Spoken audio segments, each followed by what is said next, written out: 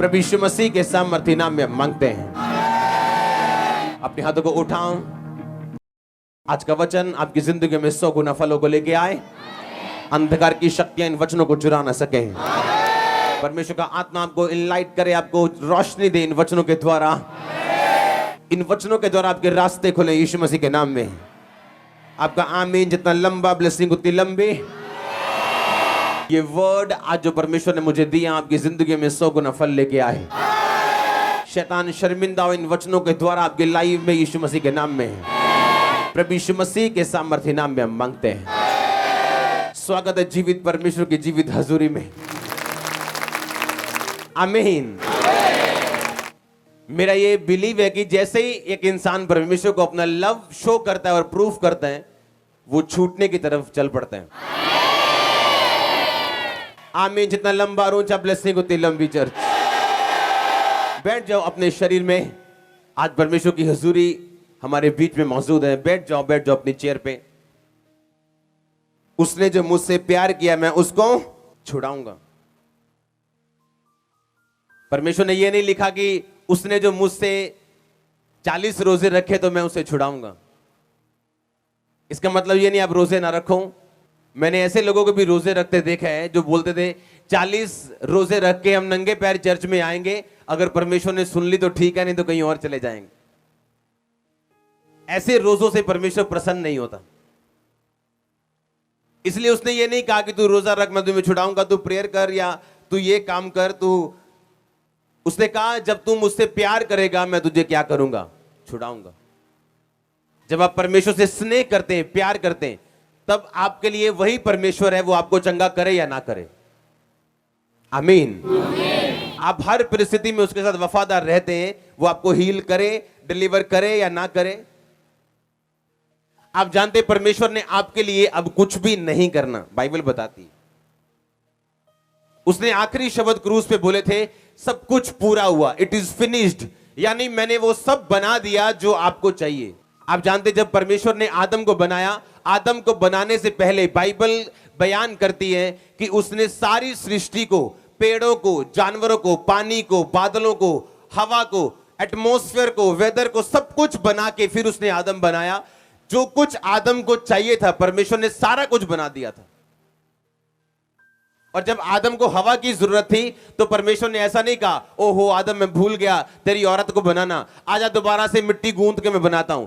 लिखा उसने आदम को गहरी नींद में डाल के उसके बीच से पसली को निकाल के उसमें मांस भर दिया और वो जीवता प्राणी बन गई और हवा बन गई, औरत बन गई। एक भी चीज परमेश्वर ने बनाई नहीं। जब आदम बना दिया गया उसके बाद एक भी चीज नहीं बनाई। क्यों? क्योंकि परमेश्वर ने सारे इंतजाम आदम के कर दिए थे। आदम की अपनी गलती की वजह से वो परमेश्वर से दूर हुआ। और बाइबल क्या कहती? बाइबल कहती उसने जब कहा कि सब पूरा हुआ, इसका मतलब परमेश्वर ने सब कामों का इंतजाम करके अपने प्राण त्याग दिए। तीसरे दिन फिर वो मुर्दों में से जी उठा।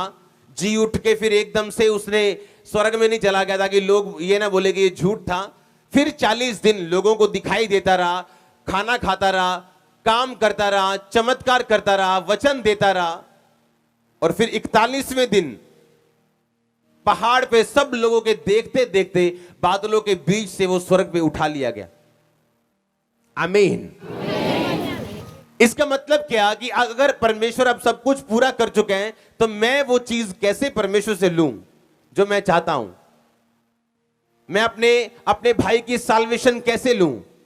उसको मैं पापों से आजाद कैसे करवाऊं? उसको मैं नशे से आजाद कैसे करवाऊं? आप जब एक मॉल में जाते हैं, उस मॉल में सब दुकानें होती हैं। उसमें कपड़े की भी दुकान है, उसमें परफ्यूम की दुकान है, उसमें कॉस्मेटिक की दुकान है, उसमें बेडशीट है, उसमें सब कुछ है, दुनिया का हर मटेरियल जो आपको चाहिए। हाँ या ना? पर उसके लिए आपको कहां जाना पड़ेगा? मॉल के अंदर। आमीन। मॉल के अंदर जाते ही आपको सब कुछ मिलना शुरू होता है, एक दुकान से, दूसरी से, तीसरी से। वो सब जरूरतें आपकी पूरा होना शुरू होती हैं। उसी तरह से परमेश्वर ने एक स्ट्रक्चर बनाया, एक ढांचा बनाया, जिस ढांचे के अंदर उसने सब कुछ रखा हुआ। इसलिए उसने कहा था सब पूरा हुआ, इट इज फिनिश्ड। मतलब मैंने एक ढांचा बना के उसको फिनिश कर दिया, अपने लहू से उसे रंग दिया, अब वो ढांचा बन चुका है। आमीन। अब उस ढांचे के अंदर मुझे क्या चाहिए वो मैं उस ढांचे के अंदर जाके देखूंगा। आमीन। परमेश्वर ने अब कुछ करना नहीं है आपके लिए, आपको दिमाग में रखना है, वो कर चुके हैं। आपको उस ढांचे के अंदर जाना है, उस स्ट्रक्चर के अंदर जाना है। आमीन। एक बात याद रखो, परमेश्वर ने जब कौन इंसान आज ज्यादा आशीषित है और कौन कम आशीषित है, यीशु मसीह ने कहा कोई 30 गुना, कोई 60 गुना, कोई 100 गुना फल लेके आएगा।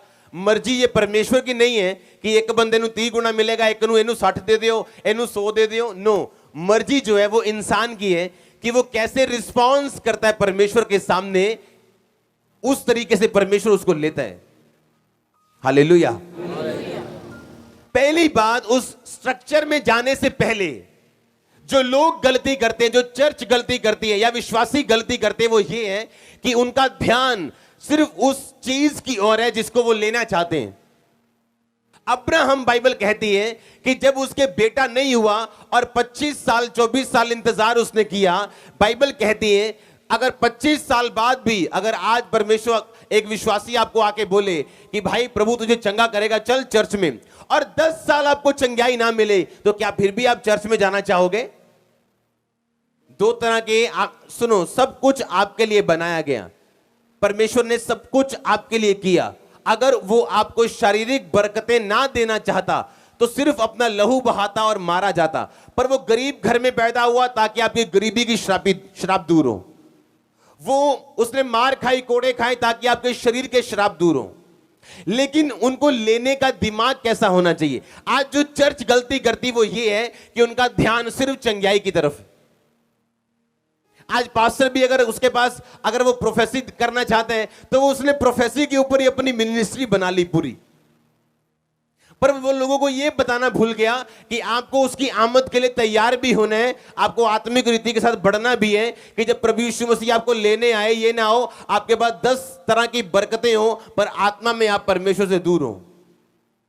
आपको ये बात समझने की, अब्राहम ने कहा मैं उस स्वर्गीय यरूशलेम की बाट जोता हूं। इसका मतलब क्या था? इसका मतलब यह था कि जब उसे यह मालूम हो गया कि जो वायदा परमेश्वर ने मेरे साथ किया था अब शायद वो पूरा ना हो, तब उसका ध्यान कहां पे था? स्वर्गीय यरूशलेम, यानी स्वर्ग की ओर, एक स्वर्गीय नगर की वो बाट जोता था। यानी जब उसने ये देख लिया कि ठीक है अब मैं हीलिंग अगर मेरी ना हो तो कोई बात नहीं, लेकिन मैं स्वर्ग जा रहा हूं। ध्यान कहां था? स्वर्ग के ऊपर, कि अगर मेरी हीलिंग ना हो तो क्या मैं परमेश्वर से दूर होके अपनी साल्वेशन भी गवा लूं, अपनी मुक्ति भी गवा लूं, अपना उद्धार गवा लूं क्या? बाइबल कहती है अपने उद्धार पे काम करते जाओ। आज मैं आपको वो चीज बताना चाहता हूं कि क्यों अब्राहम की लाइफ में चमत्कार थे और एक बंदे की लाइफ में आज परमेश्वर छूता नहीं उसको। कारण क्या है? कारण परमेश्वर नहीं, कारण हम खुद हैं। जब अब्राहम का ध्यान स्वर्ग की ओर था तो परमेश्वर का आत्मा उसे छू पाया और वो दे पाया जो उसको इस दुनिया में चाहिए था। आमीन। क्योंकि ध्यान कहां पे था अब्राहम का? स्वर्ग पे। ध्यान कहां था? ध्यान उसका बरकत के ऊपर नहीं था, ध्यान उसका पैसों के ऊपर नहीं था, या ध्यान उसका शारीरिक चंगाई के ऊपर नहीं था। उसका ध्यान यह था कि मैं अपने आप को इतना बचा के रखूं कि अगर ये आशीष मुझे ना भी मिले तो भी शैतान इस आशीष ना मिलने के कारण मुझ पे अटैक ना करने पाए और मैं प्रभु से दूर ना होने पाऊं। हालेलुया। पर आज चर्च को क्या चाहिए? सिर्फ प्रोफेसी। आज क्या चाहिए? सिर्फ हीलिंग। जिस तरह वो भाई ने शिकंजा छोड़ दिया, मेरा भी छूट जाए। जिस तरह उस बहन के 17 साल में बेबी हो गया, मेरा भी हो जाए। बपतिस्मा लिया जी? नहीं जी। प्रार्थना करते हो? नहीं जी। बाइबल पढ़ते हो? नहीं जी। ये कैसी क्रिश्चियनिटी है? ये कैसी मसीहत है जो आप प्रेयर नहीं कर रहे हो, आप बाइबल नहीं पढ़ रहे हो, परमेश्वर के साथ कोई संबंध नहीं है, कोई आने वाली आमद की तैयारी नहीं कि मैं तैयार हो रहा हूं। अगर आज प्रभु यीशु मसीह लेने आ जाएं तो मैं सबसे ज्यादा खुश हूं, मैं सबसे ज्यादा आनंदित हूं कि काम खत्म, हां असली घर चलो। पर लोगों को डर लगता है ऐसा कहने में भी। आज अब्राहम इसीलिए इस दुनिया में सक्सेसफुल था क्योंकि उसका ध्यान जो था वो आत्मिक था। कि अगर मुझे ये ना भी मिले तो मैं क्या, मेरी पोजीशन क्या है। अगर मुझे ये ना मिले तो मेरी पोजीशन क्या है, क्या मैं प्रभु के साथ जुड़ा हूं या नहीं। या जो अगर मेरी लाइफ की सबसे बड़ी प्रेयर रिक्वेस्ट अगर पूरी ना हो तो तब मेरे आत्मिक पोजीशन क्या है, क्या मैं परमेश्वर के साथ खड़ा रहना चाहूंगा या नहीं। फिर परमेश्वर निर्धारित करता है आपको कितना दूर लेके जाना है। उसने जो मुझसे स्नेह किया मैं उसको छुड़ाऊंगा, मुझसे जो प्यार किया इसलिए मैं उसको छुड़ाऊंगा, मैं उसको ऊंचे स्थान पर रखूंगा, उसकी महिमा को बढ़ाऊंगा, उसे लंबी आयु से तृप्त करूंगा, उसे अपने उद्धार का दर्शन दिखाऊंगा। परमेश्वर ने अब एक स्ट्रक्चर बना दिया, एक ढांचा बना दिया, एक मकान बना दिया। उस मकान के अंदर सब कुछ है, पर उस गुप्त स्थान में, उस प्रभु के स्थान में कौन प्रवेश कर सकता है। बाइबल कहती उस ढांचे में है तो सब कुछ, पर जो वो ढांचे में रखा सब कुछ चाहता है, हो सकता है वो उसे ना मिले, पर जो व्यक्ति उस ढांचे को चाहता है हो सकता है उसको सब कुछ वो मिले जो उस ढांचे के अंदर है। आज लोग इंपार्टेशन चाहते हैं, वो अपने फादर की अनॉइंटिंग चाहते हैं पर अपने फादर को नहीं चाहते।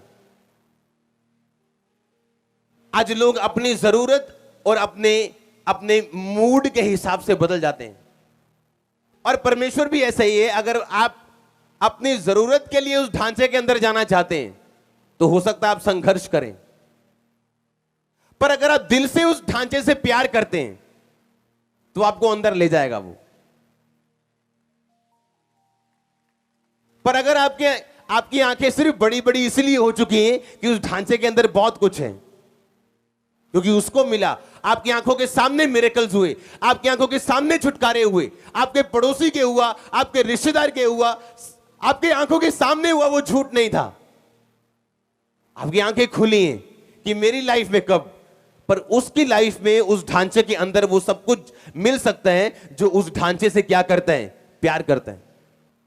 आप जैसे एक स्ट्रक्चर के नीचे जाते हैं, अब परमेश्वर ने क्या कहा, परमेश्वर ने कहा सुनो, अगर आप क्रिश्चियन हो और आप प्रार्थना कर रहे हो कि परमेश्वर आपके बिजनेस को बढ़ाए, आपकी प्रार्थना 40 साल कबूल नहीं हो सकती जब तक आप टाइदर नहीं है, क्योंकि एक ढांचा है। आप जब ढांचे के अंदर आते हैं, एक स्ट्रक्चर बना दिया परमेश्वर ने कि अगर तुम मुझे ना लूटे और अपनी कमाई से, अपने दशवान से तुम मेरी महिमा करे, तो मैं तुम्हें इतनी बरकत दूंगा कि तुम्हारे रखने के लिए भी जगह नहीं होगी। हां, ऐसे ही है कि नहीं। पर अगर मैं सिर्फ प्रार्थना करूं और उस ढांचे के अंदर ना जाऊं जो परमेश्वर ने एक बनाया मेरे फाइनेंस के लिए, हालेलुया, मैं अपने फाइनेंस के लिए प्रार्थना नहीं करता हूं। अगर करूंगा तो वो 3-4 लाइनों से लंबी नहीं होगी, 5-7 सेकंड से लंबी नहीं होगी। मैं प्रैक्टिकल करने में विश्वास करता हूं जो परमेश्वर ने मुझे उस काम के लिए बोला। आमीन। और जैसे ही आप उस ढांचे के अंदर जाते हैं, आपको मालूम है अपनी हीलिंग के लिए मुझे ये करना है, सबसे पहले मुझे उस ढांचे से प्यार करना है, परमेश्वर से लव करना है, उसके बाद अंदर जाना है, उसके बाद हर एक चीज के लिए एक सिस्टम बना हुआ है। मुझे इंपार्टेशन चाहिए, मुझे अधीनगी करनी, मुझे फाइनेंस में बढ़ना है तो परमेश्वर ने मिनिस्ट्रीज ठहराई, काम ठहराए, जहां आप काम करते हैं परमेश्वर का बोते हैं तो परमेश्वर आपको बढ़ाते हैं। आपको हीलिंग चाहिए, आप हीलिंग मिनिस्ट्री में जाते हैं, आप प्रार्थना करते हैं, उसके कोड़े खाने से मैं चंगा हो चुका हूं, कन्फेस करते हैं, प्रेयर होते हैं, आप हील होते हैं। हर एक चीज के लिए एक ढांचा बनाया परमेश्वर ने। आप इमेजिन करो, आप इमेजिन करो अगर वो अंधा उस रोड पे ना होता, कहीं और होता, तो यीशु मसीह उसे कभी भी चंगा ना करते।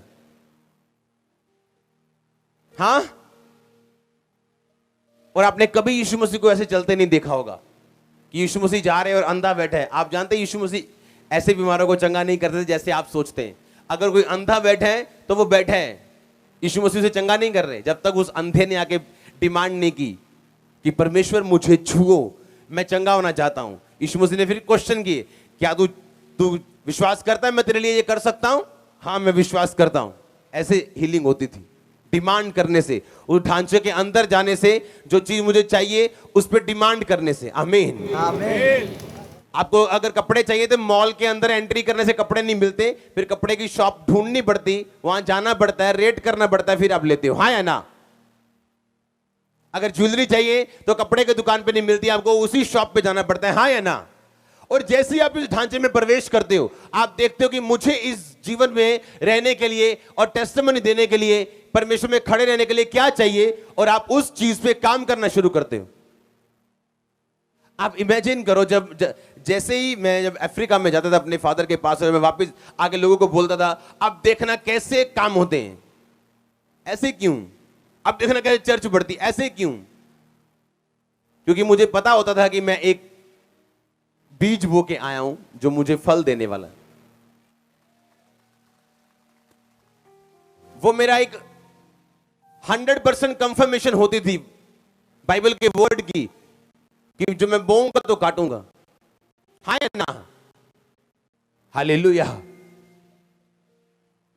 आप जानते हैं एक स्ट्रक्चर, परमेश्वर मैनेज परमेश्वर है, वो अनमैनेज परमेश्वर नहीं, वो एक मैनेज परमेश्वर है। उसने एक ढांचा बनाया और वो ढांचे से वो बाहर नहीं आता।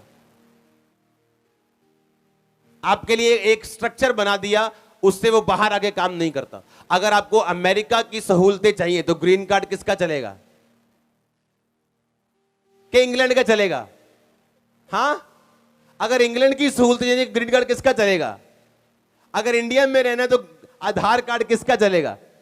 इंडिया का चलेगा। इंडिया के आधार कार्ड से नेपाल में चले जाओगे, आशीष मिलेगी? वहां के लोग आपको मानेंगे? गैस कनेक्शन देंगे? नहीं, क्योंकि एक ढांचा बना, परमेश्वर ने एक ढांचा बनाया। आप जानते हैं वो ढांचा इतना जबरदस्त और खतरनाक है और इतना आशीषित है, अगर आप वो ढांचे को समझ जाएं, आप सफर नहीं करेंगे अपनी लाइफ में। आप जानते हैं जब मरियम और हारून ने मूसा का विरोध किया, आप जानते हैं वो विरोध सही था, पर परमेश्वर ने मूसा को कुछ नहीं बोला और मरियम को कोड़ी कर दिया। हाँ या ना? क्यों? क्योंकि एक ढांचे के मुताबिक आप में और आपके फादर में हमेशा आपका फादर राइट है। यह ढांचे का एक गुण है। आप में और आपके स्पिरिचुअल फादर में हमेशा कौन राइट है? चाहे आपको लगे आप सही हैं, पर हमेशा सही कौन निकलेगा? आपका फादर। आपके स्पिरिचुअल फादर और परमेश्वर में हमेशा कौन सही निकलेगा? परमेश्वर। और लोग, जब आप जानते हैं शैतान क्यों गिरा? क्योंकि वो परमेश्वर को करेक्ट करने की कोशिश कर रहा था। वो ये बताने की कोशिश कर रहा था परमेश्वर को कि मैं तुझसे ज्यादा अच्छा सोच सकता हूं। आप जानते हैं आज भी कुछ लोग ऐसा पाप करते हैं जब वो अपने फादर को करेक्ट करने चले जाते हैं और परमेश्वर की निगाह में पापी हो जाते हैं। क्योंकि आप में और आपके स्पिरिचुअल फादर में हमेशा कौन सही है? आपका स्पिरिचुअल फादर। और आपके स्पिरिचुअल फादर और परमेश्वर में हमेशा कौन सही है? परमेश्वर। यह ढांचा है। इस ढांचे को अगर आप तोड़ने मरोड़ने की कोशिश करेंगे, आप ही फंसेंगे, आपका फादर नहीं फंसेगा। वो उसी पोजीशन पे आपको मिलेगा, आनंदित और अपने कामों में बिजी। हालेलुया। आप जानते हैं अपने अथॉरिटी को करेक्ट करना शैतानी पाप है, एक रिबिलियन मतलब विरोधता का पाप। आप जानते हैं व्यभिचार के पाप से भी बड़ा पाप है विरोधता का पाप। पहला पाप जो दुनिया में आया आदम और हवा से पहले, वो विरोधता का पाप था, विरोध का पाप। और आज भी अगर शैतान ने किसी बंदे पे अटैक करना हो, वो इस पाप से नीचे लेके लोगों को जाना चाहता है। इसीलिए अगर आप मुझे अपने पास बिठा के डिस्कशन करेंगे कि फलाने बंदे ने रेप कर दिया या फलाने बंदे ने ऐसा कर दिया, फलाने ने ऐसा कर दिया, मैं अपने मुंह को सी के रखूंगा, क्योंकि मुझे उन कामों से कोई मतलब नहीं है। नेवर। मैं अपने दुश्मन का भी विरोध नहीं करता कभी।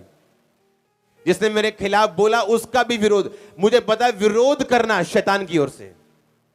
और जब एक आदमी अपनी अथॉरिटी को करेक्ट करना चाहते हैं, वो पूरा 100% प्योर डेविलिश है, 100% डेविलिश है, वो शैतानी है वो। क्योंकि आप में और आपके स्पिरिचुअल फादर में हमेशा कौन राइट है? चाहे आपके पास 100 बहाने हो, लेकिन हमेशा वही राइट है जो आपके ऊपर है। हालेलुया। कितने इन बातों को समझ रहे हैं? क्योंकि क्या है, परमेश्वर ने क्या बनाया? एक स्ट्रक्चर, एक ढांचा बनाया, एक बिल्डिंग बनाई। आपको उसके अंदर जाके अपने आप को खोजना है, जो आपको चाहिए उस हिसाब से आपको चलना है, अपनी साल्वेशन का ध्यान रखते हुए कि मुझे ये चाहिए तो सब कुछ है, लेकिन सबसे अधिक जो मुझे चीज चाहिए वो मेरी मुक्ति है। मुक्ति में बने रहना, साल्वेशन में बने रहना। आशीष आए ना आए वो मेरा परमेश्वर है, चंगा करे ना करे वो मेरा परमेश्वर है, आजाद करे ना करे वो मेरा परमेश्वर है। उसकी सामर्थ्य के लिए कुछ भी इम्पॉसिबल नहीं है। हालेलुया। जोर से बोलो हालेलुया। आपको उस स्ट्रक्चर के अंदर जाना है और वहां सब कुछ है, लेकिन उसके अंदर जाने से पहले उस ढांचे से प्यार भी करना है, यीशु मसीह से लव भी करना है। और लव का मतलब जब वो दे ना दे, आपका परमेश्वर वही है। आप अपने डैडी को इसलिए डैडी नहीं बोलते, वो आपको 10 रुपए देता है या 100 रुपए देता है। वो आपको 100 रुपए ना भी दे तो भी आपका क्या है? डैडी है। आपके थप्पड़ भी लगाए तो क्या है आपका? हालेलुया। और जब आप उस स्ट्रक्चर को तोड़ने की कोशिश करते हैं, परमेश्वर आपके खिलाफ खड़ा हो जाता है। उसने कहा मूसा ने गलती की, वो मेरा और मूसा का मामला है, तू कौन है? और लिखा वो कोड़ी हुई। मूसा को मैं संभाल लूंगा। मैंने मूसा को खड़ा किया, तूने खड़ा किया मूसा को? मूसा को मरियम ने खड़ा किया कि परमेश्वर ने खड़ा किया? तो कहता मैं संभाल लूंगा अपने जन को, तू अपना ध्यान रख। मैंने ऐसे लोग देखे हैं जिन्होंने कभी आज तक टाइथ नहीं दिया, पर प्रार्थना करते परमेश्वर मेरा बिजनेस बढ़ाए। आप परमेश्वर को बोल रहे हो कि मैंने अंदर नहीं आना, मैं तुझे घड़ीस के बाहर निकालूंगा, स्ट्रक्चर से बाहर आके मुझे बरकत दे, अंदर नहीं आना मैंने। तो वो क्या कहता? कहता मैंने अपने नाम से अधिक बड़ा अपने वचन को समझा। देखो यीशु मसीह का नाम इतना बड़ा है, कैंसर घुटने टेकते उसके आगे, पर लिखा उसके नाम से भी बड़ा उसका वचन है। वो अपने वचन से बाहर कैसे आ जाए आपके लिए, आपके छोटे से बिजनेस के लिए, आपकी छोटी सी हीलिंग के लिए। और जैसे ही आप आज भी स्ट्रक्चर तोड़ने की कोशिश करते हैं, आप ही परेशान होते हैं, परमेश्वर नहीं। आपको उस ढांचे के अंदर रहना है। हर चीज के लिए परमेश्वर ने एक नियम बना दिया, आपको उस नियम को ढूंढना है, बाइबल स्टडी से, चर्च आके, आत्मा से, प्रार्थना से। और जैसे ही आपको उन चीजों की समझ आती, आपकी लाइफ ब्लेस होना शुरू हो जाती। हालेलुया। जोर से बोलो हालेलुया।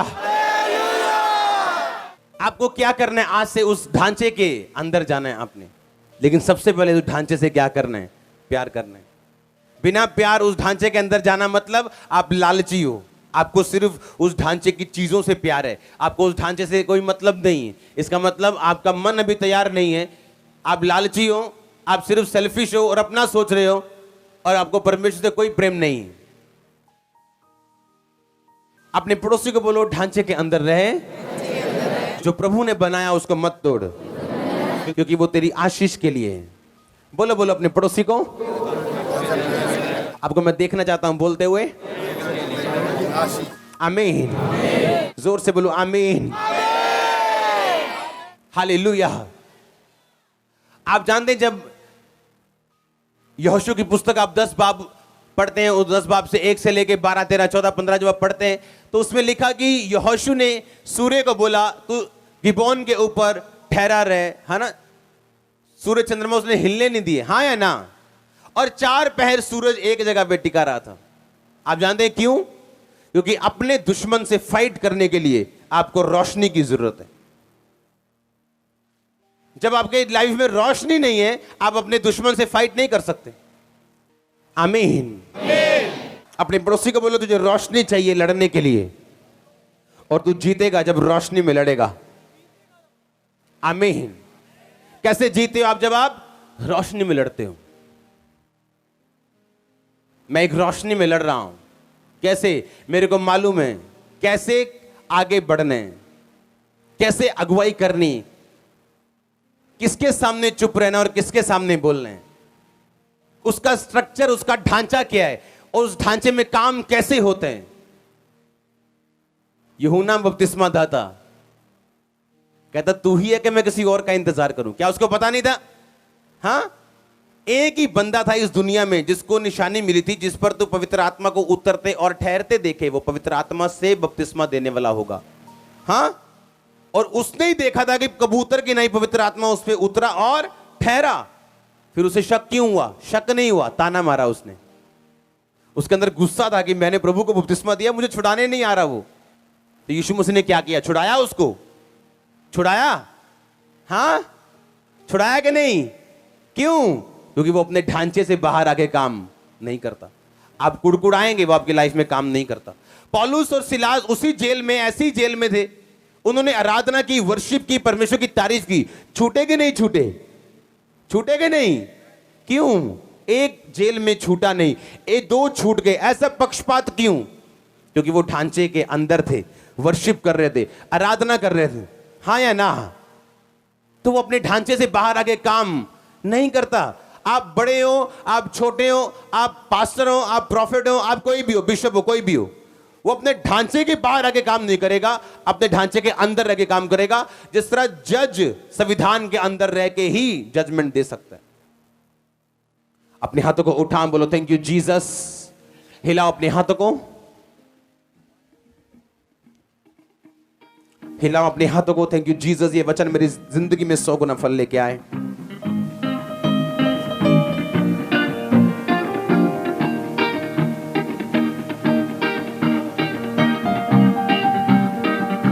हिलाओ अपने हाथों को, थैंक यू जीसस बोलते हुए।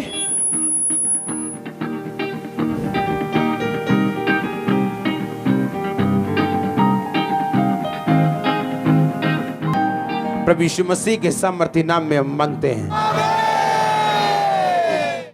हमारे YouTube चैनल को सब्सक्राइब करें ताकि आप परमेश्वर के गहरे वेदों को जान सकें कि कैसे आप परमेश्वर में बढ़ सकते हैं, कैसे आप दुष्ट आत्माओं से, नशों से, बीमारियों से और वंशों के श्रापों से आजाद हो सकते हैं।